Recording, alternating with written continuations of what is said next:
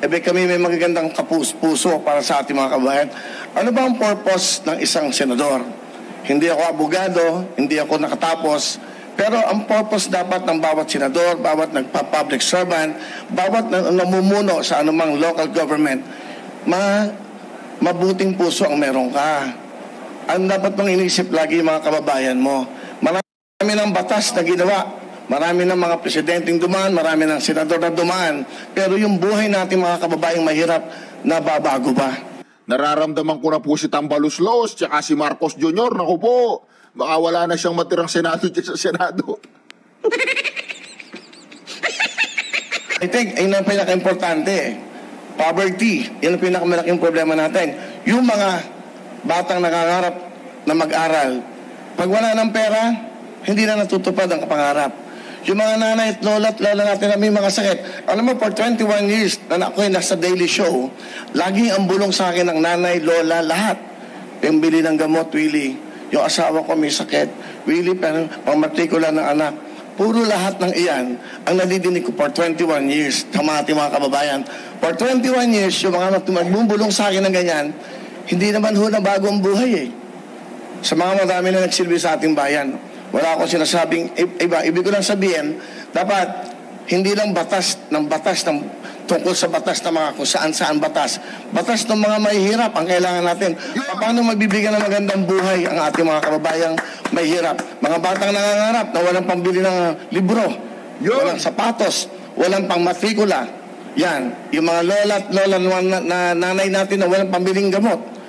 Yan, lagi yan ang reklamo nating kababayan. Dapat sa Senado, may batas para sa ating mga kababayan. Alam niyo po, nararamdaman ni Kuya Willie. Pero yung mga sinasabi niya, nasa ano lang yan, nasa surface lang yan. Nasa surface lang yan. Pero meron pong malalim yan na napag-uusapan na sa grupo ni Tatay Digong yan. Meron ng mas malalim dyan. Kaya itong si Tambaluslos, si Marcos Jr., kinakabahan na yan. Pag nawala sa kanila ang Senado, Tapos dito sa Kongreso ngayon, sa Kongreso ang usapan dahil wala nang oposisyon dyan. Yung oposisyon tatlo, kunyari lang yon. Dito sa Kongreso, tingnan natin. Kasi kapag nakikita nila lang gumuguho na si Marcos Jr., katulad ni Rep. Estrada nung panahon niya, nakita nilang gumuguho na ang kanilang Diyos, babagsak na, talsikan ng mga yan, baligtaran ng mga yan. O, tignan mo si Carlos Nograles. Di ba tauhan niya ng Pangulong Duterte? Anong ginawa niya ngayon? Kinakalaban niya. Oy, Carlos, naku po, kailangan medyo meron tayong konting delikadesa kahit naman sabihin natin politika-politika yan. Ang baho ng ginagawa niyo, mga Nograles. Saka ako, parang nalulungkot ako pag nakakakita ako ng mga nag-aaway, ego, pagalingan. Hindi naman ho ganun ang pagsilbi sa bayan. Yun! Dapat busilak ang puso mo sa iyong mga kababayan. Bravo! Lalo na mahirap. Kung makikipag-away ako sa Senado, makikipag-away ako para sa mahirap. Okay, thank you po. The Bar, Pamalaya. Sir, good afternoon, sir. Sir, 2 questions lang, sir. Sir, you've been on top of the surveys, or if not, pasok po sa winning circle. Hindi ako pwedeng mag-desisyon yan. I cannot assess dahil yung publiko yan ay mga tao. Mararamdaman mo lang. Saka, I also have my decision. Kung talagang hindi ako pumapasok sa top 12 o ano, and I will withdraw. Simple lang naman. Ibig sabihin, baka hindi ako gusto ng tao for this privilege na maging senador. I can just come back in my show. Pwede naman ganun eh. Ang hangaran ka naman dito yun nga, makatulong talaga. Saka makagawa ng kabutihan. Makagawa ng batas. Makagawa ng batas sa ating mga kababayan. Kung nadidinig nyo lang araw-araw ang bulong sa akin ng bawat mahihirap, dudugo ang puso mo. Wala kang pambili ng pagkain eh. Wala nga, tapos makikita mo sa Senado, sa Congress, puro awayan ng awayan. Yung bang nakikita ba na, alam mo, napansin ko, pumunta ka sa mga probinsya, hindi naman nila pinapansin yung mga yan eh. Ang iniisip na kakainin ng kanilang pamilya. Sa umaga, sa tanghali, sa gabi, kung paano mabubuhay ang pamilya. Hindi naman nila papansin lahat yan. Sa aking pagkakalam, sa research, 94.7% mahirap sa ating bansa.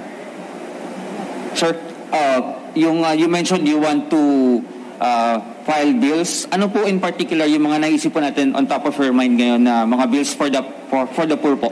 Well, unang-una, yung gusto ko yung kay Senator Angara, yung sa senior, no?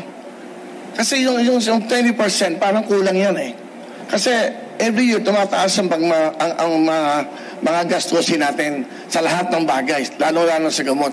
Ako, ang pwede kong papalarin, pagkakalooban ng Diyos na manalo ko, maupo ko sa Senado, ang una kong i-adjust ko yung 30% sa mga seniors PWDs. Mahirap, maging mahirap, napakahirap, para kung bibili ng gamot. Paano tumatagal ang buhay na mahirap? Walang pambiling gamot. I think yan ang isang bill. And then, sa mga bata, dalawang bagay lang eh. Ang kinabukasan natin bataan eh. Dapat yung mga eskwela wala ng bayad. Libre-libro. Di ba? Yun ang sa local government, sa nakikita ko, sa batas na ginagawa nila. Kung talaga magsisilbisyo tayo sa bansa, sa bayan, unahin natin ang mamamayan eh. Hindi ang bayan. Kasi ang nagpapatakbo ng bayan, yung ating mga mamamayan. Dapat malusog yan. Dapat maayos ang pag-iisip. Dapat healthy. Dapat magandang pinagbukasan. Dapat nakakapag-aral. Dapat marunong sa buhay. Para hindi lagi dumidepende sa gobyerno. One last quick question. 1 minute and 45. Asan yung microphone? Sherry Ann. Sir, magandang hapon. Opo, Sherry Ann Torres, ABS-CBN.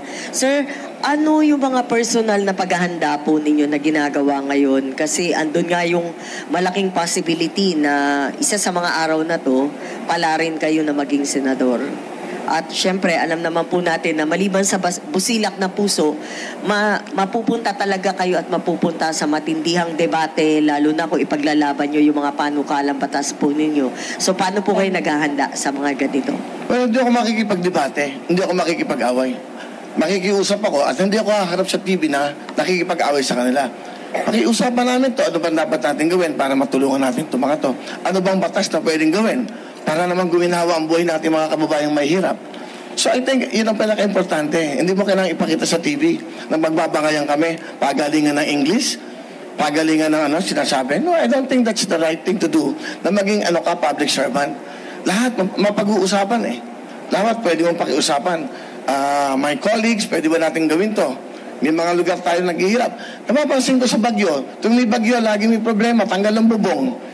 Yung pupuntahan nila na dapat doon sila ma-accommodate, hindi rin sila, binabaha din yun. Anong dapat na paraan? Isa yan sa mga nakikita ko.